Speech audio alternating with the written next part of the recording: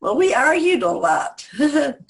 um, but I don't know, Ed basically was a quiet person. And I used to win the arguments most of the time anyway. But, yeah, and Ed was very talented. He had an instinctive talent of filming people, knowing when to do close-ups, when to go fade back. And this isn't something I think you can be taught. And he just had it. And it was Ed's films that helped an awful lot because first he filmed me doing a group using the techniques that the Alzheimer's Association used, mainly reality orientation.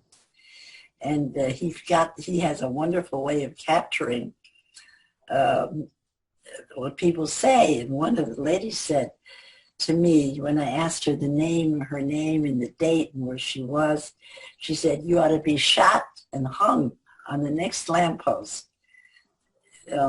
I guess this was the times of New York where they had people hung on lampposts. And and this was said very spontaneously, and it was caught on movie film.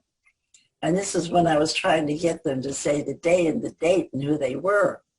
So it was a very vivid portrayal of how negative this technique is for the people, even though it was widely used and widely taught, in spite of the fact that it made the people more hostile or withdrawn.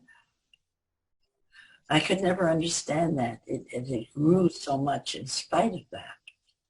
And it was my husband's films when I met Ed. And he started making films. And those films, he had an instinct for filming. And his films were powerful. They were good. So people all over the world started to, we rented the films. And they started to rent them and started to buy them. And they became interested in using. And I think the combination, Ed is very visual and I'm more auditory, so the combination of the two of us, because we did a lot of bickering back and forth because he would want to keep something in. I said, "No, that sounds terrible. Oh, it looks wonderful." But I think that's why our films were successful.